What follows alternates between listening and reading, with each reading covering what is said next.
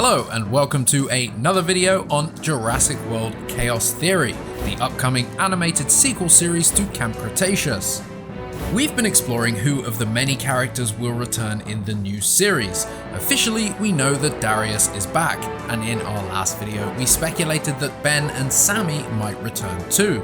Today, we want to go over some of the things that point towards the character of Dr. Henry Wu appearing in Chaos Theory, and why we think the character would be a great fit for the show. We're ready for some chromosomes, my bromosome. Woo, there it is. Despite being featured in all three Jurassic World movies, Dr. Wu's timeline isn't fully established, and there are gaps between each movie that the new series could help fill in. Where was Dr. Wu after the disaster at Lockwood Manor? And how did he end up at Biosyn? Maybe Chaos Theory will reveal all. Welcome to this Jurassic Outpost video. Let's get into it. Just like you said, you're so smart, Henry. That's why this works. The character of Dr. Henry Wu should need no introduction. First appearing as a minor character in Jurassic Park, the scientist helped bring dinosaurs back to life for John Hammond before finding himself as lead geneticist at Simon Masrani's Jurassic World. And Hammond won't be there to protect you this time. All of this exists because of me. Later, we see the character in all three Jurassic World movies, and he made appearances in multiple seasons of Camp Cretaceous. The show even went as far as to expand the current Dr. Wu lore and provided details about his various projects relating to dinosaur cloning and hybridization that the scientist was involved in. But before getting into that, let's try to just pinpoint why Dr. Wu is important to the legacy and the history of Jurassic Park.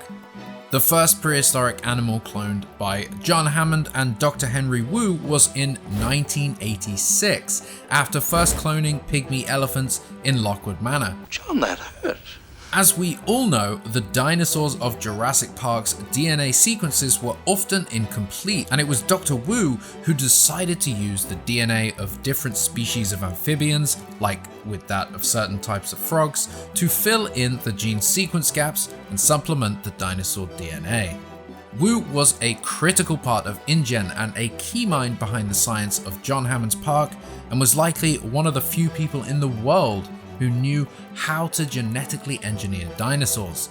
Later on, from the disastrous events of the original Jurassic Park, he pioneered the creation of hybrid species, creating at first a new plant, the Wu flower, before applying that technology to dinosaurs and creating the Scorpius Rex as we see in Camp Cretaceous, and later the Indominus Rex, which caused the disaster at Jurassic World.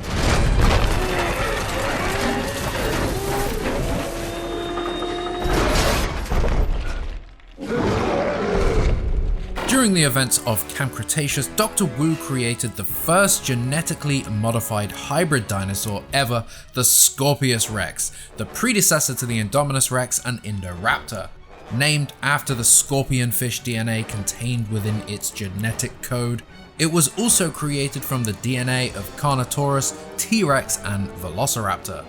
The Dino Hybrid project was codenamed E750, and while largely successful, it didn't make it out to the public eye quite like his later project the Indominus Rex had, due to its erratic and dangerous behavior. This backstory showcases just how the animated shows have already expanded on existing lore with Dr. Wu, filling in the gaps, much like the tree frog DNA used to bring the dinosaurs back. Hello, John. Hello, John. So why do we think Dr. Henry Wu should, and likely will, return for Jurassic World Chaos Theory? His connection to the science behind the dinosaurs is so critical to the story of Jurassic, and his multiple appearances in Camp Cretaceous already expanded what we know about the character. There are huge periods of time between the Jurassic World movies that we don't know much about, and specifically, what was Dr. Wu up to between the fall of Jurassic World and the auction at Lockwood Manor? What happened after the events at Lockwood Manor? Where did Wu go? These events themselves still have some mystery surrounding them, so exploring them in greater detail via a side project like Chaos Theory, and with a character like Wu, only makes sense. Chaos Theory appears to be taking us right back to this period of time in the Jurassic franchise, after Fallen Kingdom's ending had taken place and roughly during the time of battle at Big Rock. We think it's the perfect opportunity to fill in these timeline gaps and show us what the scientist was up to during this time. There are some questions many want to see answered, especially how did he end up working for Dodgson and Biosyn? His time at Biosyn seems to have some backstory that we've not seen. He seems beaten and broken, unsure about his actions and manipulated into continuing his work. What happened to Dr. Wu?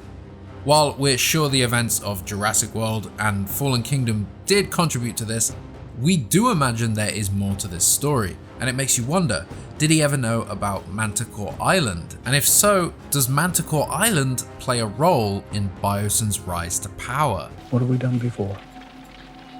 We follow through. That's what we do. Right? Right.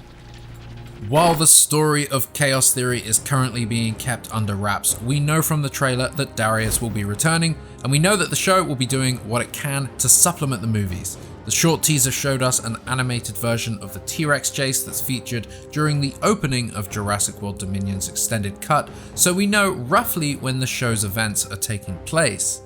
The 4-year gap between Fallen Kingdom and Dominion provides a wealth of opportunity for the development of Biosyn, the capture of dinosaurs from Isla Sorna and other sites around the world, the rise of the locust threat, the appearance of new dinosaur species not seen on Nublar, and the aftermath of the Lockwood incident itself.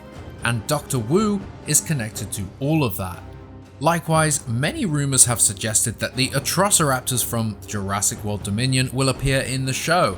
According to the Dino Tracker website, the Atrociraptors were not 100% pure DNA and actually utilized DNA from InGen's Highland and Lowland Velociraptors to create them.